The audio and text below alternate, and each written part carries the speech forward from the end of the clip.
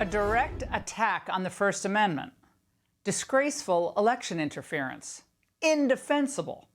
Now, those are just some of the reactions I got today from Judge Tanya Chutkan's ruling, partially granting the government's motion for a gag order that orders former President Trump essentially don't vilify Special Counsel Jack Smith, prosecutors, court staff during the course of his trial over the events surrounding January 6th. So what was her reasoning?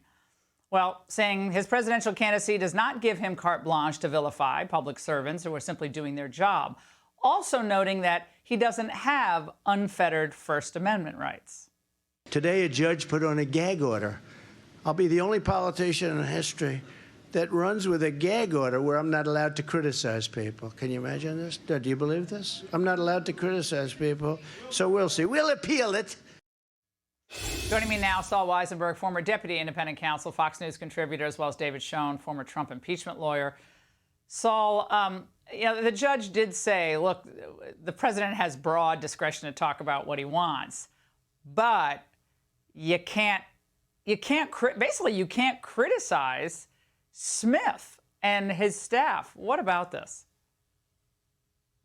Well, I haven't seen the order yet. As we went to the air, I hadn't seen a written order yet. So no, the devil's going to be hold on, Sol. She hasn't released it yet. I know you always do your homework, so I knew, you would never show up unprepared. David definitely wouldn't. But no, she hasn't released it yet. We're going to get into that in a moment. But those are the broad strokes of what she said. Yeah, and I think she's got to be very careful because there is assuming that Trump can find a vehicle to appeal, an interlocutory appeal, or even challenging it with an injunction. If she does this too broadly, it's going to be overturned at a higher level, and also it will delay the trial, which she definitely doesn't want to do, and President Trump does want to do. I mean, David, the judge, again, this was orally. The written order is going to come out later. Warned Trump against launching what she called a pretrial smear campaign against those who might testify against him, saying the First Amendment protections yield to the administration of justice and to the protection of witnesses.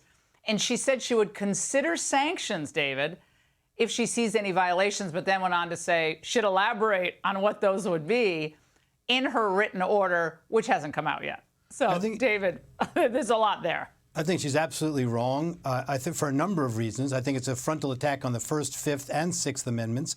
I think that part of her justification, she said, well, he's a criminal defendant. Criminal defendants can't say what they want. Who says so? He's a citizen of the United States. Criminal defendant is entitled to the presumption of innocence under In re Winship.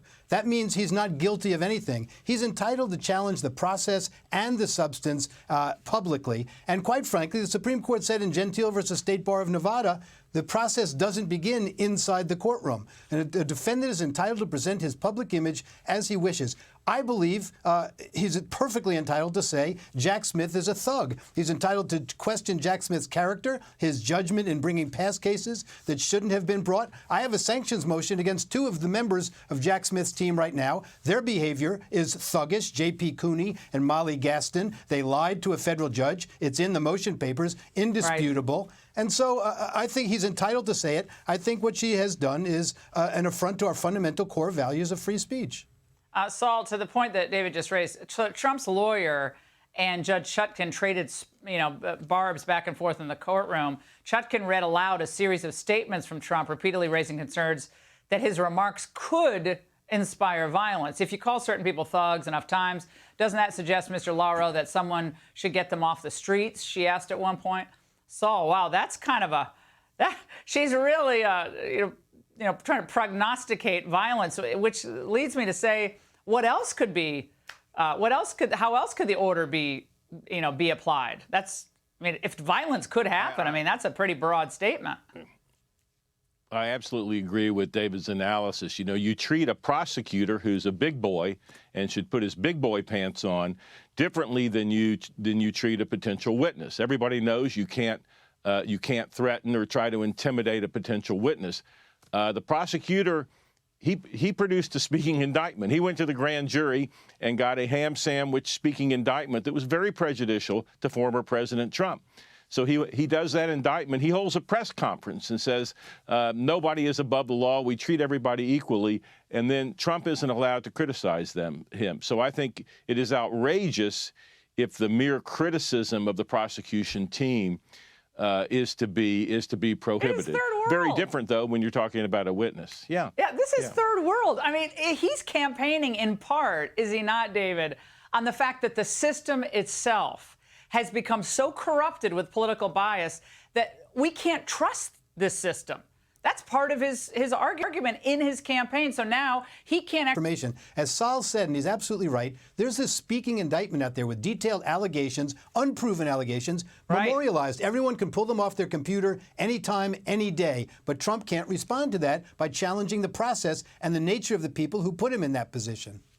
And Saul, on the media, corporate media today, they were saying, well, they were salivating on the fact that the judge could put Trump in jail down the road if she believes that he's violating this gag order, purposely violating the gag order, and vilifying Jack Smith and his merry band of prosecutors.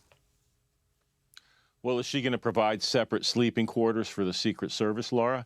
I mean, she's not going to do that. She's going to do everything possible to avoid that.